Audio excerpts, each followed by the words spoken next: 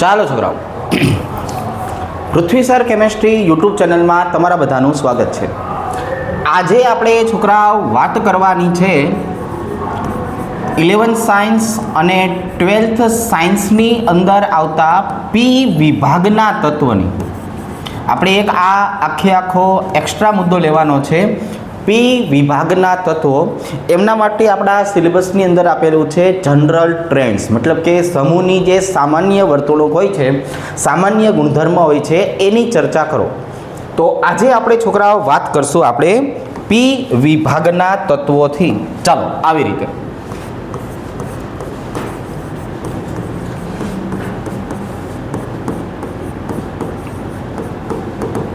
તો આપણે છોકરાઓ પી વિભાગના તત્વ એની જો ચર્ચા કરીએ તો એનો સીધો મતલબ આવો નીકળશે કે ભાઈ જેમની સામાન્ય ઇલેક્ટ્રોન રચના આ પ્રકારની હોય. નિષ્ક્રિય તત્વ n-2 f કક્ષકમાં 14 ઇલેક્ટ્રોન, n-1 ડી કક્ષકમાં 10 ઇલેક્ટ્રોન, NS2 અને Np126. આપણે પી વિભાગના તત્વોની વાત કરીએ તો એનો સીધો મતલબ આવો થયો કે આપણી પાસે જે પી કક્ષક આવેલી છે, 3 ખાના આવેલા છે, આ PX, PY અને PZ. તો આની અંદર કેટલા તત્વો સમાઈ શકે, મતલબ કે કેટલા ઇલેક્ટ્રોન સમાઈ શકે? તો કે ભાઈ આમ જોવા જઈએ તો આપણે છોકરાઓ આની અંદર છે એ આ 6 ઇલેક્ટ્રોનને સમાવી શકીએ. એટલા માટે થઈને પી વિભાગના સમૂહની વાત કરીએ તો સમૂહની સંખ્યા કેટલી જોવા મળશે? તો કે ભાઈ સમૂહની સંખ્યા જોવા મળશે 6. કારણ કે 6 ઇલેક્ટ્રોન સમાઈ શકે. અને આમના ક્રમાંકની વાત કરીએ તો ક્રમાંક કયો જોવા મળશે? તો કે આ હશે 13 થી લઈને 18 સુધીના તત્વો. કયા હશે છોકરાઓ? 13 થી લઈને 18 સુધીના તત્વો. એક જનરલ સ્વરૂપની જો આપણે વાત કરીએ તો એને આવી રીતે દર્શાવશું કે આપણે પી વિભાગનું વર્ગીકરણ કરીએ તો આપણને છોકરાઓ 6 અલગ અલગ ભાગમાં આ બધા જ તત્વો જોવા મળે. છોકરાઓ કેટલા ભાગમાં જોવા મળશે? 6 ભાગમાં. અને 6 ભાગ આપણે શેને આધારે પાડેલા હશે? તો કે ભાઈ આની અંદર સમાતા ઇલેક્ટ્રોનની સંખ્યાને આધારે. ચાલો, તો હવે આમની સામાન્ય ઇલેક્ટ્રોન રચનાની વાત કરીએ તો NS2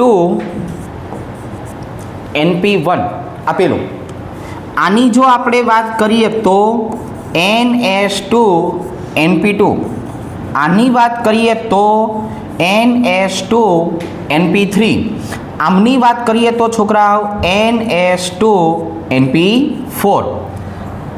આની જો આપણે વાત કરીએ છોકરાઓ તો NS2 Np5 અને આમની વાત કરીએ તો NS2 Np6.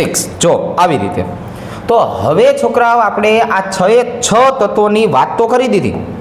તો આ NS2 Np1 નો મતલબ શું થશે?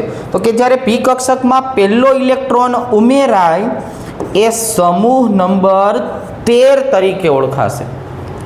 એ જ રીતે આપણે આગળ વધીએ તો આ શેના તરીકે ઓળખાશે? સમૂહ નંબર 14.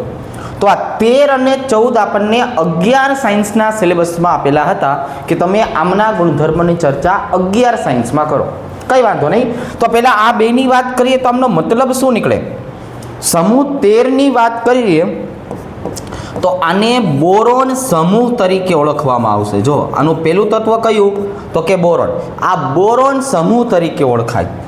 અને આમની વાત કરીએ તો છોકરાઓ તો કે આ ઓળખાશે કાર્બન સમૂહ તરીકે.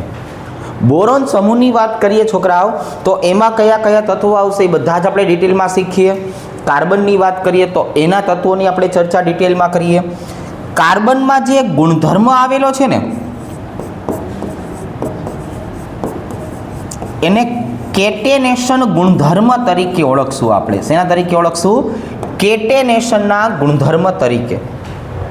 હવે અહીંયા જો છોકરાઓ સમૂહ 15 ની વાત કરીએ સમૂહ 16ની આપણે વાત કરીએ, સમૂહ 17ની આપણે છોકરાઓ ચર્ચા કરીએ અને સમૂહ 18ની ચર્ચા કરીએ. ચાલો તો હવે તો કે આમની વાત કરવામાં આવે તો સમૂહ 15નું પહેલું તત્વ છે નાઇટ્રોજન. આમને નાઇટ્રોજન સમૂહ તરીકે ઓળખશું અથવા આમને નિકટોજન તરીકે ઓળખવામાં આવે છે. શેના તરીકે ઓળખવામાં આવશે? નિકટોજન તરીકે.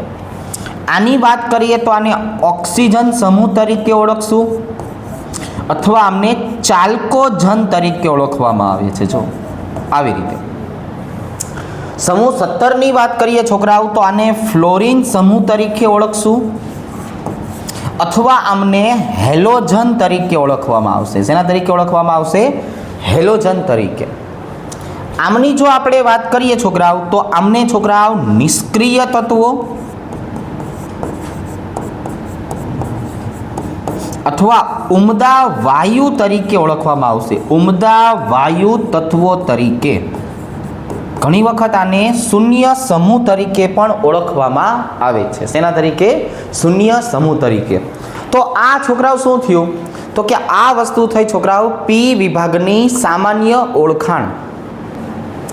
હવે જો છોકરાઓ આપણે આ બધા જ ઘટકોને બબેના ભાગ પાડી દઈએ અને એમના સામાન્ય ગુણધર્મો છે, એમની ઇલેક્ટ્રોન રચના, પરમાણુ ક્રમાંક, એ કઈ રીતે આપણે યાદ રાખશું એની ચર્ચા કરીએ. તો પેલું આપણે છોકરાઓ વાત કોની કરવી છે? તો કે ભાઈ પહેલા આપણે વાત કરવાની થશે સમૂહ નંબર 13. ચાલો, સમૂહ નંબર 13 બોરોન ફેમિલી, એને આપણે બોરોન પરિવાર તરીકે ઓળખવાનું થશે. તો અહીંયા છોકરા આપણે આટલી માહિતી લખવાની હોય. અહીંયા આવશે આવર્ત નંબર.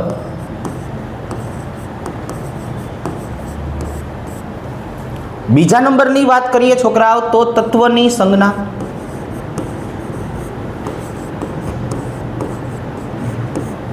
અહીંયા આપણે એ તત્વ છે એનું નામ લખશું.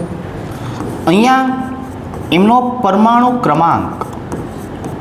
એક વખત આ બધી જ માહિતી આપણે મેળવવાની થશે, ત્યાર પછી બધી વસ્તુ રિપીટ થશે. મતલબ કે નાનકડો એવો ફેરફાર.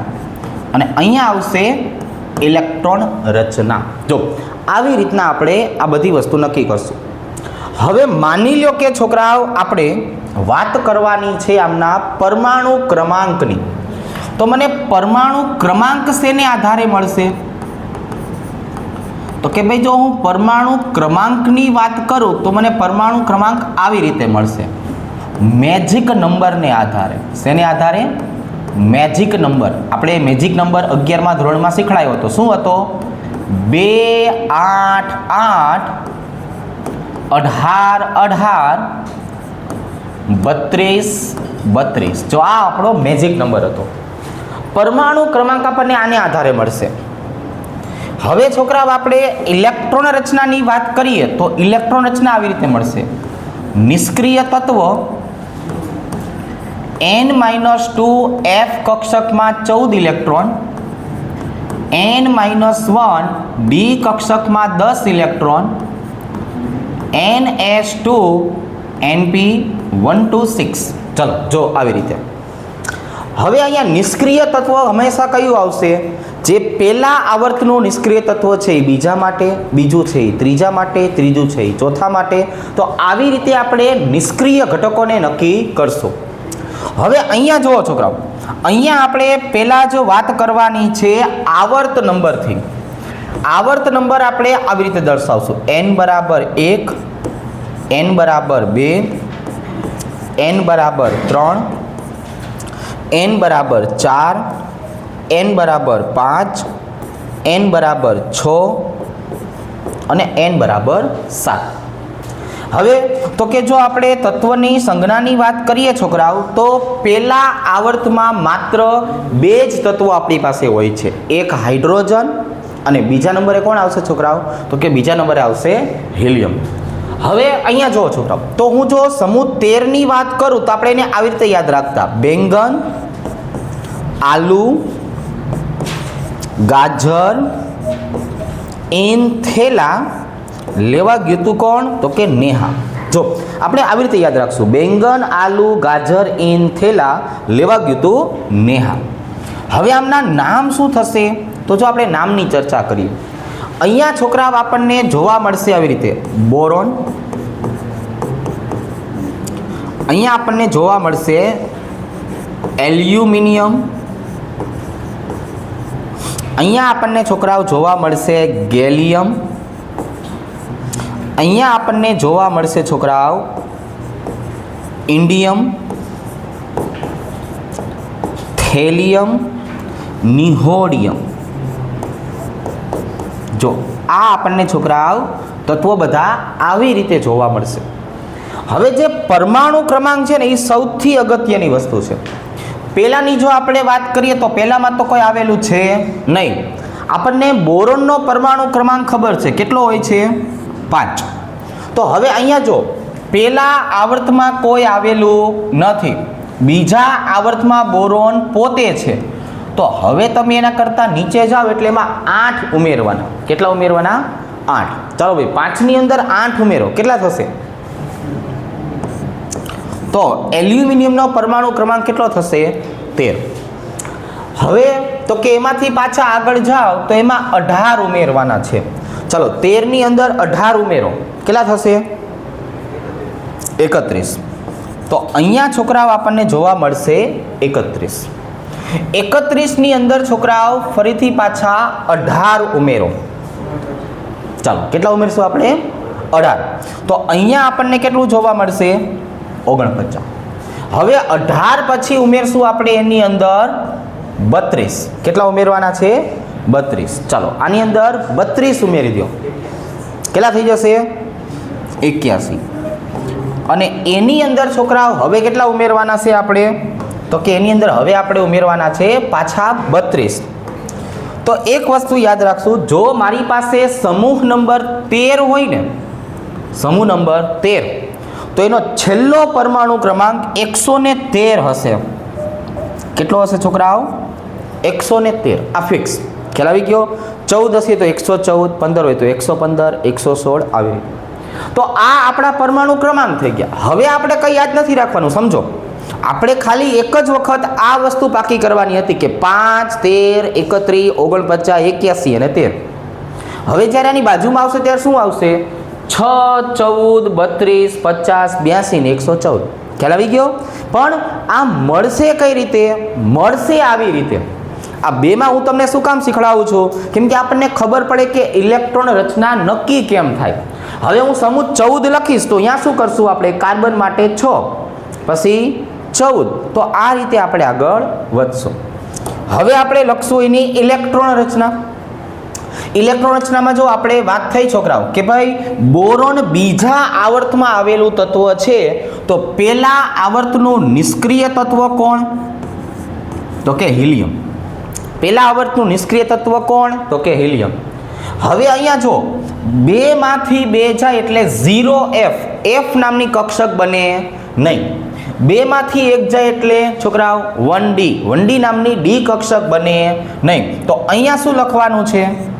2s2 2p1. જો આવી. હવે n બરાબર 3 એટલે ભાઈ બીજા આવર્તનું નિષ્ક્રિય તત્વ કોણ? તો કે નિયોન. 3 માંથી 2 જાય એટલે 1f, 1f નામની છોકરાઓ કોઈ કક્ષક હોય નહીં. 3 માંથી 1 જાય એટલે 2d, 2d નામની કોઈ કક્ષક હોય નહીં. તો અહીંયા શું લખશું આપણે? 3s2 3p1. એના પછીની વાત કરીએ છોકરાઓ તો નિષ્ક્રિય તત્વ આપણું કોણ આવશે? આર્ગોન. અહીંયા F કક્ષક નહીં મળે છોકરાઓ, પણ D કક્ષક મળશે. 3D10, 4s2, 4p1. અહીંની જો આપણે વાત કરીએ તો ક્રિપ્ટોન 4D કક્ષક મળશે. 5s2, 5p1. જો આવી રીતે. એના પછીની વાત કરીએ છોકરાઓ તો ઝીનોન. અહીંયા આપણને 4f કક્ષક પણ મળશે. 4f, 5d10, 6s2, 6p1. અને અહીંની વાત કરીએ છોકરાઓ તો અહીંયા આવી જશે radon 5F14 6D10 7S2 7P1. આ છોકરાઓ બધી માહિતી આપણે આને આધારે નક્કી કરી છે. શેને આધારે નક્કી કરી છે? આને આધારે. હવે તો કે હવે આપણે અહીંયા જેના પછીની વાત કરશું સમૂહ નંબર 14, તો એની અંદર હવે આપણે સંજ્ઞા અને એના નામની ચર્ચા કરશું. પરમાણુ ક્રમાંક અને ઇલેક્ટ્રોન રચનામાં માત્ર ને માત્ર આટલો ફેરફાર આવશે. 6 2 14 2 32 2. બાકી કોઈ જ પ્રકારનો ફેરફાર હવે અહીંયા પરમાણુ ક્રમાંક કે ઇલેક્ટ્રોન રચનામાં આવવાનો નથી. તો હવે આપણે વાત કોની કરવાની રહી? તો કે સમૂહ નંબર 14 એને આપણે કાર્બન પરિવાર તરીકે ઓળખશું. પણ કાર્બનનો એક સરસ મજાનો ગુણધર્મ છે. કાર્બન પોતાના જ પરમાણુઓ સાથે સરળતાથી જોડાઈ શકે છે અને પોલિમર પદાર્થો બનાવી શકે છે. આ પોતાની સાથે જ જોડાવાના ગુણધર્મને શું કહેવાનું છે? તો કે એને કેટેનેશન તરીકે ઓળખવાનું છે. શેના તરીકે ઓળખશું આપણે છોકરાઓ? કેટેનેશન તરીકે ઓળખવાનું થશે. જો આવી રીતે. તો હવે અહીંયા જે આપણે કેટેનેશન લખ્યું ને છોકરાઓ, ચલો તો બધાની આપણને સંજ્ઞાની બધું લખાવો. ચાલો માહિતી આપણે લખાઈએ સમૂહ નંબર 14 માટે. તો જો પેલા આવર્તની અંદર આપણને કોઈ તત્વ આપેલું હતું નથી. ત્યાર પછી આપણે આને આમ યાદ રાખતા હતા. જો કહે સીતાજી સુનો પ્રભુજી મારી માટે ફ્લાવર લાવજો. શું લાવજો છોકરાઓ? મારી માટે ફ્લાવર લાવજો. જો આપણે આને આવી રીતે યાદ રાખશું. કઈ રીતે યાદ રાખવાનું છે? કહે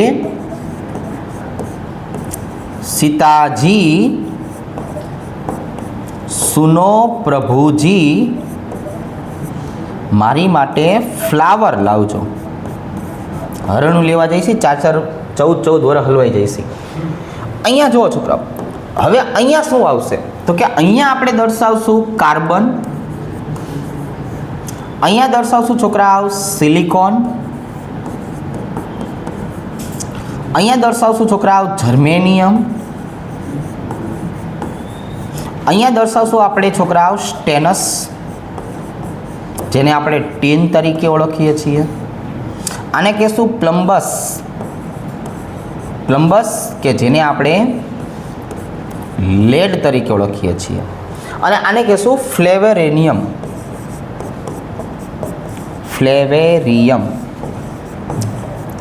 આ આપણે છોકરાઓ વાત કરી હવે સમૂહ નંબર 14ની. રેડી? ચલો આવી જ રીતે હવે આપણી પાસે છોકરાઓ કોણ આવવાનું છે? તો કે ભાઈ આપણી પાસે આવશે સમૂહ નંબર 15. સમૂહ 15માં આવશે છોકરાઓ નાઇટ્રોજન પરિવાર. ચલો નાઇટ્રોજન પરિવારની છોકરાઓ આપણે વાત કરીએ તેમાં પહેલા આવર્તમાં આપણને કોઈ જોવા મળવાનું નથી. એના પછી તો કે એના પછી આવશે નેપાળ, પાકિસ્તાન, ઓસ્ટ્રેલિયા, સબ ભિખારી ભેગા થયા મોસ્કોમાં. જો આને આપણે આવી રીતે યાદ રાખશું છોકરાઓ. નેપાળ, પાકિસ્તાન, ઓસ્ટ્રેલિયા,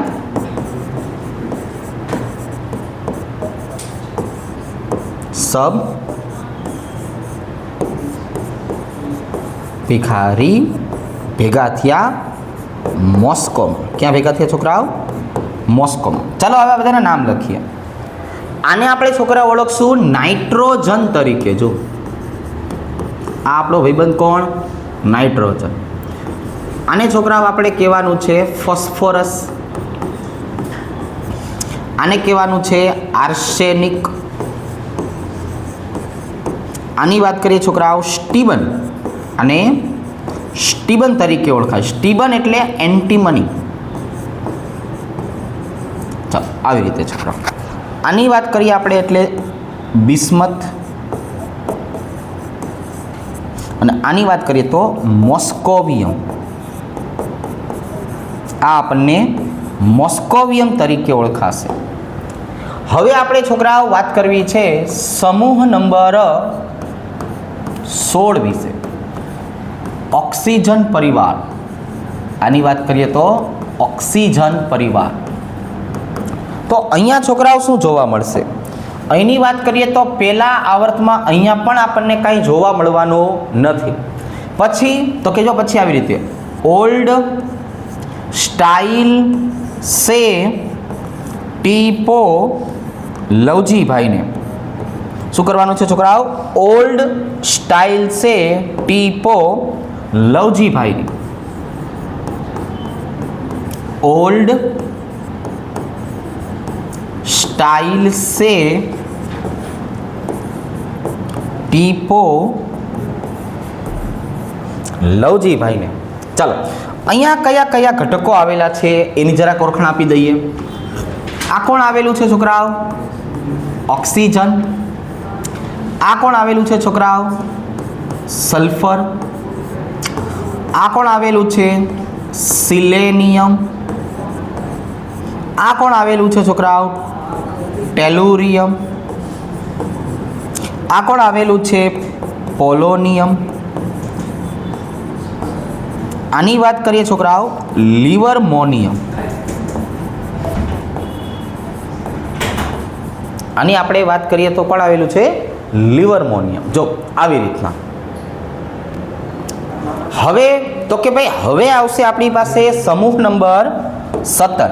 ચાલો ભાઈ સમૂહ નંબર 17 ની વાત કરીએ. ભાઈ 2 મિનિટ ધ્યાન રાખશું. સમૂહ નંબર 17 માં પહેલું તત્વ આવેલું છે ફ્લોરિન. અને આપણે ફ્લોરિન હેલોજન પરિવાર તરીકે ઓળખાવશું. તો અહીંયા કયા કયા ઘટકો આવેલા છે? તો કે પહેલા આવર્તમાં તો અહીંયા પણ કોણ આવેલું નથી. હવે જો આપણે આમ યાદ રાખશું ફૈબાનો કાનો બહાર આવ્યો એટીકેટીમાં ટ્યુશન જવા. ક્યાં જવાનું છે ને? ટ્યુશન જવાનું છે. જો આવી રીતે ફૈબાનો કાનો બહાર આવ્યો એટીકેટીમાં ટ્યુશન જવા. ચાલો આવી રીતે. હવે છોકરાઓ આમની જો વાત કરીએ તો આ બધા કયા કયા ઘટકો થયા? તો કે આમની વાત કરીએ તો આ થઈ જશે ફ્લોરિન, ક્લોરિન, બ્રોમિન,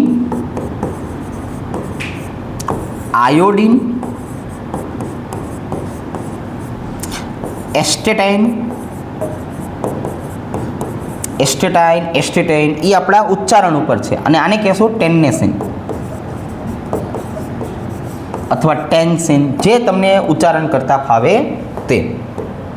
ચલો અહીંયા આવશે છોકરાઓ સમૂહ નંબર 18. સમૂહ નંબર 18 ની વાત કરીએ છોકરાઓ તો એને બોલવાનું છે આપણે હિલિયમ સમૂહ.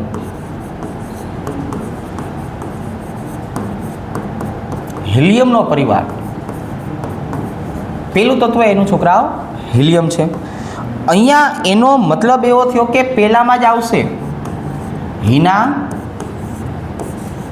આરામ કરતી ઝી ટીવી પર રામાયણ જોવે છે ઓગી સાથે. કોની સાથે છોકરાઓ? ઓગી સાથે. જો અહીંયા આપણે કઈ રીતે દર્શાવતા? હિના આરામ કરતી ઝી ટીવી પર રામાયણ જોવે છે ઓગી સાથે. ચાલો હવે આ જો છોકરાઓ આ બધા જ તત્વોની વાત કરીએ તો આને કઈ રીતે દર્શાવશું? આ કોણ થઈ જવાનું છે? હિલિયમ. અહીંની વાત કરીએ તો છોકરાઓ નિયોન.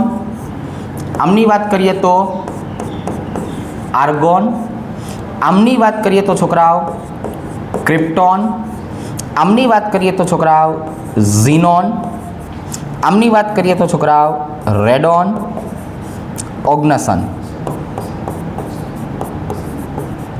બરાબર. ચલો, તો આ આપણા છોકરાઓ સમૂહ 13 થી લઈને 18ના તત્વો થયા. હવે દરેકે દરેક આવર્ત કોષ્ટકનો એક નિયમ છે, જનરલ ટ્રેન્ડ્સ, એ આપણે અહીંયા દર્શાવીએ. કોઈ પણ આવર્ત કોષ્ટકની આપણે વાત કરીએ છોકરાઓ, તો એમાં આપણે સમૂહ તરીકે વાત કરવાની છે. શેના તરીકે? સમૂહની લાક્ષણિકતા. તો આપણે છોકરાઓ આમની સમૂહની લાક્ષણિકતા કઈ રીતે દર્શાવી શકાય? તો કે ભાઈ, જો મારે સમૂહની લાક્ષણિકતા દર્શાવી હોય તો પહેલાં જનરલ વસ્તુ આપણે સમજાવી દઈએ કે સમૂહમાં કઈ રીતે જોવા મળશે. તો કે જો આવી રીતે, હાલો હવે હું છોકરાઓ વાત કરું છું આવર્ત શબ્દની. તો આવર્ત શબ્દ ક્યાંથી ઓળખાશે? ડાબી બાજુથી તમે જમણી બાજુ જાઓ ને એના તરીકે ઓળખાય. અને સમૂહ શબ્દની વાત કરીએ, સમૂહ, તો સમૂહ કઈ રીતે ઓળખાશે તમને? ઉપરથી નીચે જવા તરીકે ઓળખાશે. જો તો હવે અહીંયા તમારે સમૂહની ચર્ચા કરવી છે આપણે, તો સમૂહની લાક્ષણિકતામાં આટલા મુદ્દાઓને ધ્યાનમાં રાખીએ. ચાલો ભાઈ, પહેલો મુદ્દો કોણ આવશે? તો કે ભાઈ તમારે મને એવું કહેવાનું છે કે પરમાણુ ક્રમાંક. તો ઉપરથી નીચે જઈએ તો પરમાણુ ક્રમાંકના ગુણધર્મમાં શું ફેરફાર થાય? ચાલો, પછી આવશે છોકરાઓ પરમાણુ ભાર. પછી આપણે વાત કરવાની છે પરમાણુ કદ, એટલે કે પરમાણવીય ત્રિજ્યા.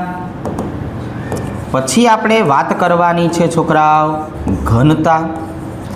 પછી આપણે વાત કરવાની છે આયનીકરણ એન્થાલ્પી. પછી આપણે છોકરાઓ વાત કરવાની છે ઇલેક્ટ્રોન પ્રાપ્તિ એન્થાલ્પી. પછી આપણે છોકરાઓ વાત કરવાની છે વિદ્યુત ઋણતા. અને એના પછી આપણે વાત કરવાની છે ધાત્વીય ગુણધર્મ.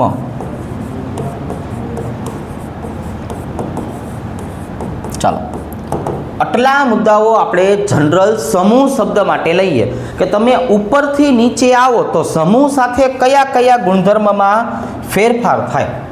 તો તમે ઉપરથી નીચે આવશો તો પરમાણુ ક્રમાંક કેવો થશે? તો કે ભાઈ વધે છે. જો આ આપણે આવી રીતે દર્શાવશું. પરમાણુ ભારની વાત કરીએ તો વધે છે. પરમાણવીય ત્રિજ્યાની વાત કરીએ તો વધે છે. ઘનતાની વાત કરવામાં આવે છોકરાઓ, વધે છે. જો આટલા ગુણધર્મ એવા છે કે તમે ઉપરથી નીચે આવશો એટલે વધશે. પણ હવે ઉપરથી નીચે આવવાની સાથે સાથે જ્યારે કદ વધ્યું ને એટલે એમની આયનીકરણ એન્થાલ્પી કેવી થાય છોકરાઓ? તો કે આયનીકરણ એન્થાલ્પી ઘટે. એમને ઇલેક્ટ્રોન પ્રત્યેનું આકર્ષણ ઘટે છે. વિદ્યુત ઋણતા ઘટે છે. અને ઇલેક્ટ્રોન દાન કરવાની જ્યારે વાત આવશે અને ધાતુ બનવાની જ્યારે વાત આવશે તો એના ધાત્વીય લક્ષણ કેવા થાય છે? તો કે ભાઈ ધાત્વીય લક્ષણ વધે છે. જો ધાત્વીય લક્ષણ એનું વધશે. હવે એક છોકરાઓ પી વિભાગની સરસ મજાની ખાસિયત છે. તો આપણે પી વિભાગના સમૂહની વાત કરીએ ને છોકરાઓ, તો પી વિભાગનો સમૂહ આમ જોવા જઈએ તો 3 ભાગમાં વહેંચાયેલો હોય છે. જો આપણે આ પી વિભાગની વાત કરીએ તો પી વિભાગનો સમૂહ આમ 3 ભાગમાં વહેંચાયેલો હોય છે. કયા કયા 3 ભાગ? તો કે જે શરૂઆતના ઉપરના તત્વો રહ્યા કે નહીં, એ ઉપરના બધા જ તત્વો અધાતુ ગુણધર્મ ધરાવે છે. જો કયો ગુણધર્મ ધરાવે છે? અધાતુ ગુણધર્મ. વચ્ચેવાળા જે તત્વો છે એમની વાત કરીએ તો આ બધા અર્ધ ધાતુ ગુણધર્મ ધરાવે છે. અને જેમ જેમ આપણે નીચે તળિયે આવશું ને એમ તળિયાના તત્વો બધા કયો ગુણધર્મ ધરાવે છે? તો કે ધાતુ ગુણધર્મ ધરાવે છે. જો આ એની એક અલગ પ્રકારની ખાસિયત થઈ. તો તમને આટલામાંથી ઘણા બધા MCQ પૂછાય તો એ આવડવા જોઈએ. હવે આ છોકરા બધા ભૌતિક ગુણધર્મ કે તમે કોઈ પણ પી વિભાગના સમૂહની વાત કરો તો ઉપરથી નીચે જતા આવા પ્રકારના ભૌતિક ગુણધર્મમાં ફેરફાર થાય. હવે આપણે એમના રાસાયણિક ગુણધર્મની ચર્ચા કરીએ. જો તો રાસાયણિક ગુણધર્મની વાત કરીએ છોકરાઓ, તેમાં પહેલો મુદ્દો મારે લેવો છે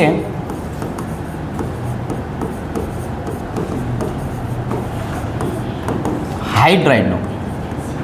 આપણે પહેલા નંબરે શું લેવું છે છોકરાઓ? પી વિભાગના હાઇડ્રાઇડ સંયોજનો. હવે તમે કોઈ પણ ઘટકની ચર્ચા કરો, કોઈ પણ ઘટકની ચર્ચા કરો. એક મારે છોકરાઓ તમને અહીંયા અપવાદ કહેવાનું રહી ગયું, મને અચાનક યાદ આવ્યું. અહીંયા જે આપણે પરમાણવીય ત્રિજ્યા અથવા કદની વાત કરી ને છોકરાઓ, એમાં એક જગ્યાએ અપવાદ આવશે અને અપવાદ આવવાનું છે સમૂહ નંબર 13માં. ક્યાં આવશે છોકરાઓ? સમૂહ નંબર 13. પછી એના કારણે આયનીકરણ, ઇલેક્ટ્રોન પ્રાપ્તિ કે વિદ્યુત ઋણતામાં જે અપવાદ આવશે ને પણ એનું કારણ અહીંયા આવશે સમૂહ 13માં. સમૂહ 13ની આપણે વાત કરીએ ને છોકરાઓ, થોડુંક સ્પેશિયલ છે. એમાં આવી રીતના હોય કે બોરોન કરતાં તમે આગળ જાઓ એટલે એલ્યુમિનિયમનું કદ મોટું, પણ એલ્યુમિનિયમનું પોતાનું કદ ગેલિયમ કરતાં પણ મોટું છે. એટલે આ ગેલિયમનું કદ એક નાનું છે ને એક અપવાદવાળો મુદ્દો છે, એટલે એ આપણે એક યાદ રાખશું. ચાલો હવે આપણે વાત કરવી છે છોકરાઓ હાઇડ્રાઇડ સંયોજનો વિશે. જો આપણે આ હાઇડ્રાઇડ સંયોજનોની વાત કરીએ તો અત્યારે હું તમને અહીંયા સમજાવવા માટે માનાંક તરીકે હેલોજનની સાપેક્ષે સમજાવું છું. કોની સાપેક્ષે સમજાવું છું? હેલોજન તત્વોની સાપેક્ષમાં. તો આપણે છોકરાઓ એવું તમને સમજાયું કે તમે કોઈ પણ સમૂહની વાત કરો તો આપણે કોઈ પણ સમૂહમાં શું કરતા હોઈએ છીએ? તો કે આપણે કોઈ પણ સમૂહમાં ઉપરથી નીચે જતા હોઈએ છીએ. જો તમે કોઈ પણ સમૂહની વાત કરો તો આપણે કોઈ પણ સમૂહમાં ઉપરથી નીચે જઈએ એટલે કદમાં શું થાય? જો તો કે સ્વાભાવિક રીતે વિચારવા જઈએ તો કદ વધે. સ્વાભાવિક રીતે વિચારવા જઈએ તો કદ કેવું થાય છોકરાઓ? વધે. માની લો કે હું હેલોજન લખું છું એટલે ફ્લોરિન, ક્લોરિન, બ્રોમિન અને આયોડિન લઉં તો અહીંયા જરાક જુઓ ને શું થયું. તો કે જો ફ્લોરિનમાં હાઇડ્રોજનનું અંતર જુઓ, ક્લોરિનમાં હાઇડ્રોજનનું અંતર જુઓ, બ્રોમિનમાં હાઇડ્રોજનનું અંતર જુઓ, આયોડિનમાં અંતર જુઓ. આ બધું શું સમજાવે છે? આ એવું સમજાવે છે કે સમૂહમાં ઉપરથી નીચે જતા જો સમૂહમાં ઉપરથી નીચે જતા મધ્યસ્થ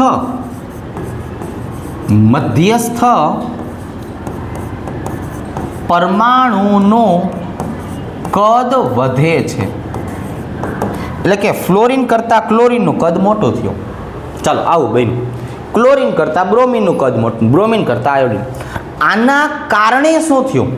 તો કે આના કારણે MH બંધ લંબાઈમાં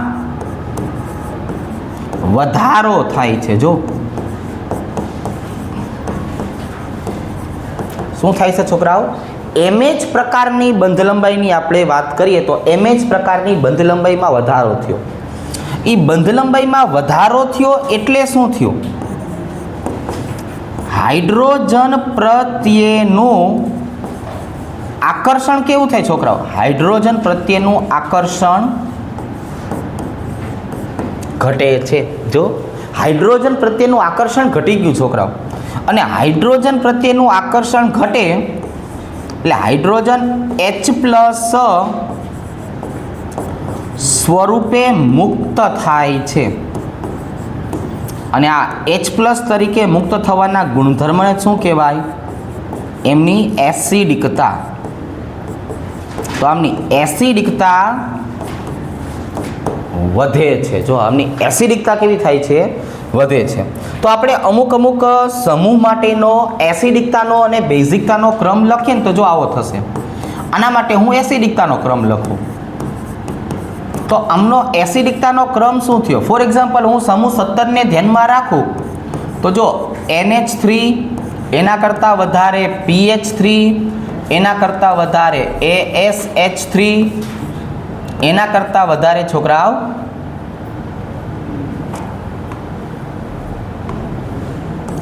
SbH3 અને સૌથી વધારે BiH3.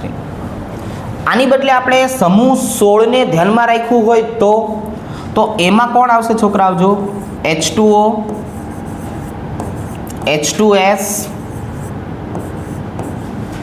H2Se, H2Te.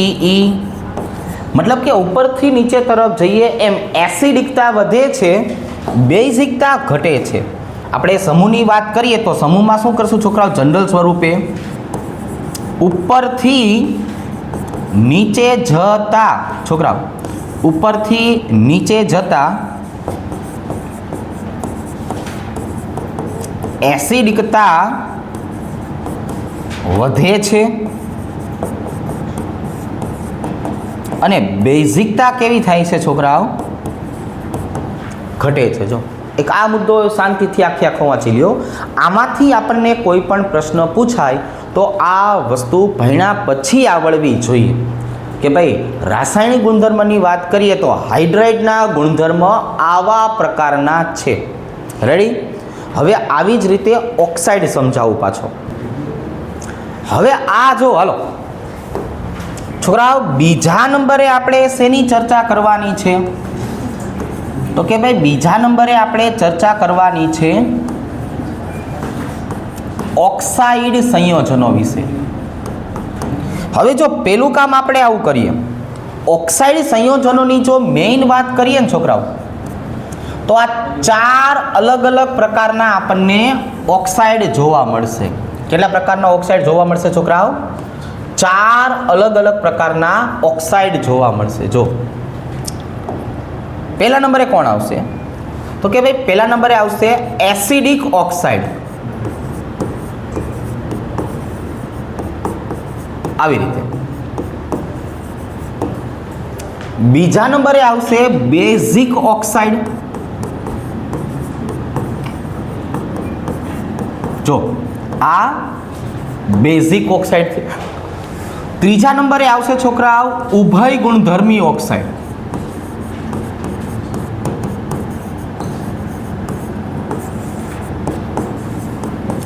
આવી રીતે. અને ચોથા નંબરે આવશે તટસ્થ ઓક્સાઇડ. પહેલા એનો આ 4નો જનરલ ક્રમ આપણે પાકો કરીએ છોકરાઓ. એના પછી હું તમને સમૂહની લાક્ષણિકતા સમજાવું કે ભાઈ સમૂહની લાક્ષણિકતા કેવી હોય છે.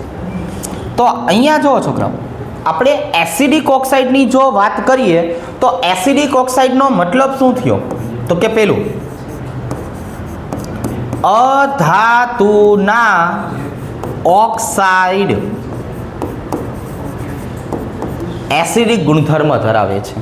તમે આની અંદર પાણી નાખશો એટલે પાણી સાથેની પ્રક્રિયાથી આપણને એસિડ આપશે. ફોર એક્ઝામ્પલ હું CO2માં પાણી નાખી દઉં તો આપણને તરત જ શું આપી દેશે? H2CO3. ફોર એક્ઝામ્પલ આપણે N2O5માં છોકરાઓ પાણી નાખી દઈએ તરત જ આપણને શું આપી દેશે?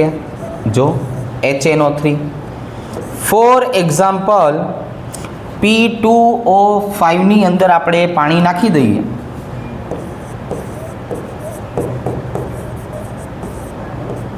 તો આ આપણને શું આપી દેશે? H3PO4. તો અહીંયા મેઇન એક જ વસ્તુ આપણે યાદ રાખવાની છે કે અધાતુના ઓક્સાઇડ એસિડિક ગુણધર્મ ધરાવે છે. બાજુની આપણે છોકરાઓ વાત કરીએ તો જો આવી રીતે ધાતુના ઓક્સાઇડ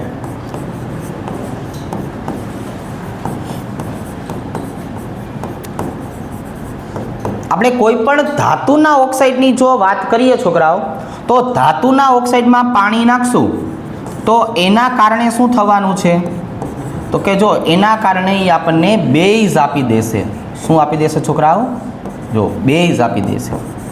તમે કોઈ પણ ધાતુ હોય એમાં આપણે પાણીનો અણુ ઉમેરો કરવામાં આવે તો એ બધા આપણને બેઝ ઘટક તરીકે બેઝ આપી દેશે. તો અહીંયા આપણે એક જ વાત યાદ રાખવાની છે કે બેઝિક ઓક્સાઇડ એટલે કોણ? તો કે ધાતુના ઓક્સાઇડ બેઝિક હોય છે. ઉભય ગુણધર્મી ઓક્સાઇડનો મતલબ અલગ છે. જો આવી રીતે જે ઘટકો એસિડ તથા બેઝ એમ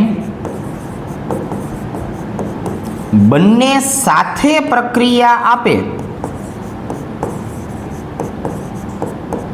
એને બોલવામાં આવે છે ઉભય ગુણધર્મી ઓક્સાઇડ. એને શું બોલવામાં આવે છે? ઉભય ગુણધર્મી ઓક્સાઇડ. ઉદાહરણ તરીકે આપણી પાસે છે, જો છોકરાઓ, ઉદાહરણ તરીકે Al2O3, SnO2, ઝિંક ઓક્સાઇડ. એમાં તમે Al2O3 ની વાત કરો ને છોકરાઓ તો એ જો HCl સાથે પ્રક્રિયા આપશે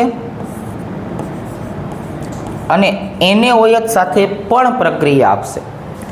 HCl સાથેની પ્રક્રિયાની વાત કરીએ તો જો આવું બનાવશે AlH2O6 Cl3 સંકીર્ણ સંયોજન. અને જો આમની વાત કરીએ છોકરાઓ તો અહીંયા આપણને આવો સંયોજન મળશે Na એલ્યુમિનિયમ OH 4 વખત. જો આમ. તો આ છોકરાઓ આપણે એલ્યુમિનિયમ ઘટકની વાત કરી. હવે અહીંયા જુઓ છોકરાઓ, અહીંયા તટસ્થ ઓક્સાઇડની જો આપણે વાત કરીએ તો તટસ્થ ઓક્સાઇડનો મતલબ એવો કે એસિડ બેઝ કોઈ પણ સાથે પ્રક્રિયા આપી શકતા નથી. એવા આપણી પાસે 3 ઘટકો છે, CO, NO, N2O. રેડી? તો જો આ 3 ઘટકો જે છે એ તટસ્થ ઓક્સાઇડ તરીકે ઓળખાશે. રેડી? ચાલો હવે આ જ ઓક્સાઇડમાં છોકરાઓ શું કરીએ આપણે તો કે થોડુંક એવું પાછું ડીપમાં જઈએ. હવે મારે તો છોકરાઓ વાત કરવાની છે અધાતુના ઓક્સાઇડની. ખાસ કરીને આપણે અધાતુના ઓક્સાઇડની જો વાત કરીએ છોકરાઓ તો આવી રીતે સમજાવશું કે આમના માટે એસિડિકતા ચલે છે ઓક્સિડેશન આંક અને એના કારણે આપણને પ્રબળ અને નિર્બળ એસિડિક ગુણધર્મની જાણ થશે. આપણે આમના માટે થઈને આટલા સમૂહની સરખામણી કરીએ. જો સમૂહ 15ની સરખામણી કરીએ, સમૂહ 16ની સરખામણી કરીએ અને સમૂહ 17ની. આને આધારે આપણે આ સમજીએ કે ભાઈ ઓક્સિડેશન આંક ચલે છે એની એસિડિકતા કઈ રીતે.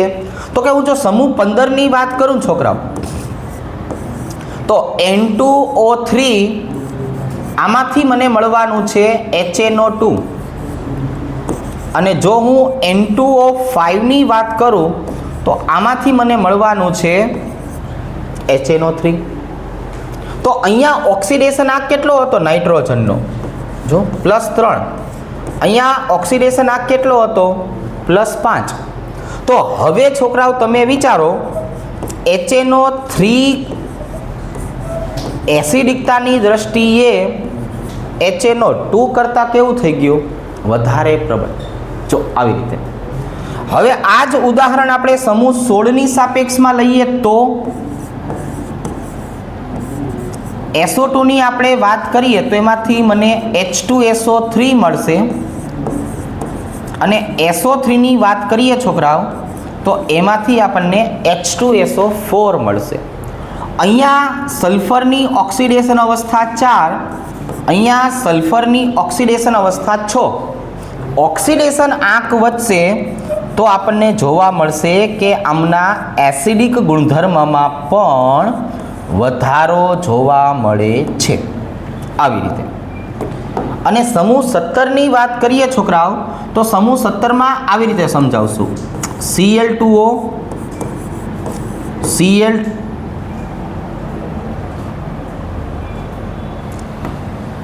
આવી રીતે. અહીંયા આપણે ક્લોરીનની સાપેક્ષમાં એટલે લેવાનું છે છોકરાઓ કે એમાં આપણને 4 પ્રકારના જે છે એ એસિડ જોવા મળે છે. કેટલા પ્રકારના જોવા મળશે છોકરાઓ? 4 પ્રકારના એસિડિક ગુણધર્મ જોવા મળશે. ચાલો, +1 +3 +5 અને +7. આની વાત કરીએ તો Cl2O Cl2O3 Cl2O5 અને Cl2O7.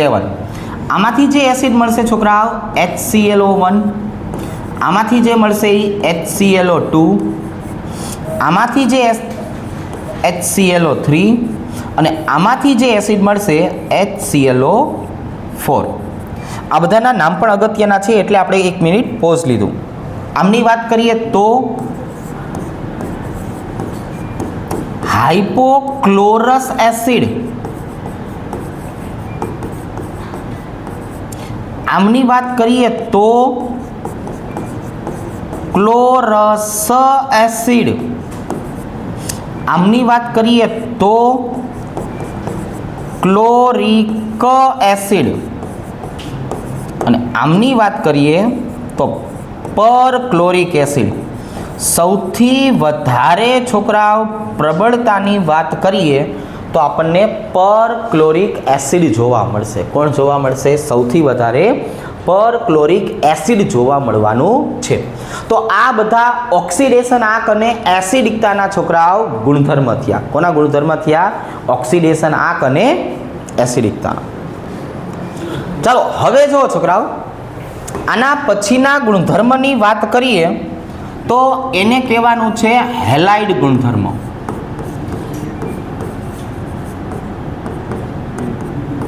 તો આજે હેલાઇડ સંયોજનો આપણે બનાવશું છોકરાઓ.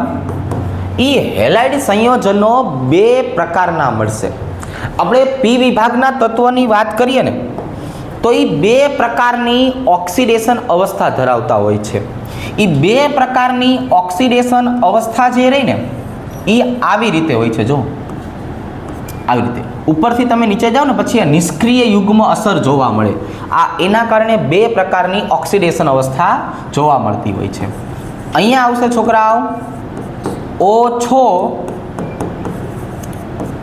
ઓક્સિડેશન આંક અને અહીંયા જોવા મળશે વધુ ઓક્સિડેશન આંક. હવે જે ઓછો ઓક્સિડેશન આંક ધરાવે છે છોકરાઓ એમના સંયોજનોની અંદર હેલોજનની સંખ્યા ઓછી હોય છે. એટલે સિગ્મા બંધની સંખ્યા કેવી થાય છોકરાઓ? ઓછી. અને અહીંની વાત કરીએ તો આમાં સિગ્મા બંધની સંખ્યા કેવી થઈ જશે? હેલોજન સાથે વધારે. અને જેમ સિગ્મા બંધની સંખ્યા છોકરાઓ વધશે એમ એમના કારણે સહસંયોજક લાક્ષણિકતા ઓછી જોવા મળશે. અને આમની વાત કરીએ છોકરાઓ તો આમની પાસે શું જોવા મળશે? તો કે ભાઈ આમની પાસે સહસંયોજક લાક્ષણિકતા વધુ જોવા મળશે. જો આવી રીતે. તો હવે આ જ વસ્તુને આપણે સમજાવવા માટે થઈને 2 સમૂહના ઉદાહરણ લઈએ. એક આપણે છોકરાઓ વાત કરવી છે સમૂહ 15 અને એક આપણે લઈએ છોકરાઓ સમૂહ 16. આ બેયની સાપેક્ષમાં આપણે સમજીએ એટલે આપણને લગભગ આઈડિયા આવી જશે. સમૂહ 15માં થોડુંક આપણે યાદ રાખવું છે એટલા માટે સમૂહ 15ની ચર્ચા કરીએ ને છોકરાઓ તો એ બે પ્રકારના હેલાઇડ બનાવશે, MX3 અને MX5 પ્રકારના. આ MX3 ની છોકરાઓ આપણે વાત કરીએ તો એનો મતલબ જો આવો થયો, NCl3 NCl5 PCl3 PCl5. પણ અહીંયા જે યાદ રાખવાનું છે ને એ આ છે કે નાઇટ્રોજન પાસે ડી કક્ષક આવેલી નથી. આ ડી કક્ષક નથી આવેલી એના કારણે એ NCl5 બનાવી શકતું નથી. તો હવે છોકરાઓ જો હું આની વાત કરું તો આનું ઉદાહરણ કેવું થઈ ગયું? તો કે જો PCl3 ની વાત કરો તો એનું ઉદાહરણ આવી રીતે થયું, અને PCl5 ની વાત કરો છોકરાઓ તો PCl5 નું ઉદાહરણ આવી રીતના થયું. જો હવે સિગ્મા બંધની સંખ્યા જોઈ લ્યો. આમાં સિગ્મા બંધની સંખ્યા જોવા મળશે 3, આમાં સિગ્મા બંધની સંખ્યા જોવા મળશે 5. આ ઓછું સહસંયોજક, આ વધારે સહસંયોજક. સેમ વસ્તુ આપણે છોકરાઓ સમૂહ નંબર 16 ની વાત કરીએ તો એમાં પણ બે પ્રકારના આપણને હેલાઇડ મળશે, MX4 અને MX6. આમાં આપણે સલ્ફરનું ઉદાહરણ લઈએ છોકરાઓ. કોનું ઉદાહરણ લઈએ? સલ્ફરનું. તો અહીંયા આપણને જોવા મળશે SF4, અહીંયા જોવા મળશે SF6. તો હવે જો આમના તમે બંધારણ દોરશો છોકરાઓ તો આપણને બંધારણ આવું મળશે. અહીંયા અબંધકારક ઇલેક્ટ્રોન યુગ્મ, અને આ 4 જગ્યાએ શું જોવા મળશે છોકરાઓ આપણને? ફ્લોરિન. અને SF6 ની વાત કરીએ છોકરાઓ તો એનું બંધારણ આપણે બધાને ખ્યાલ છે જ. તો એ બંધારણ આપણને આવી રીતના જોવા મળશે. જો આવી રીતે અહીંયા સિગ્મા અને પાઈ બંધની જો આપણે વાત કરીએ છોકરાઓ, સિગ્મા બંધની વાત કરીએ તો અહીંયા સિગ્મા બંધ 4, અહીંયા સિગ્મા બંધ 6. એટલે હવે આપણને છોકરા આઈડિયા આવી ગયો છે કે સહસંયોજક લાક્ષણિકતા ઓક્સિડેશન આંક ઉપર આધાર રાખવાની છે. ક્યાં વધારે અને ક્યાં ઓછી આવે એનો આઈડિયા આપણને આને આધારે આવશે. અને આવી જ રીતે છોકરાઓ એક ગુણધર્મ છે એને આપણે કહીશું ધાતુ સાથેની પ્રક્રિયા. ધાતુ સાથેની પ્રક્રિયાની વાત કરીએ છોકરાઓ તો એને આવી રીતે દર્શાવશું. જો થોડુંક એવી માહિતીમાં ધ્યાન રાખીએ. વધુ વિદ્યુત ઋણતા અને નાનું કદ ધરાવતા પી વિભાગના અધાતુ તત્વો ઓછી વિદ્યુત ઋણતા ધરાવતા ધાતુના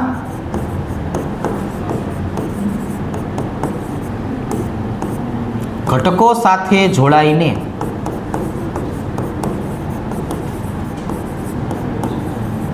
સંયોજનો બનાવે છે.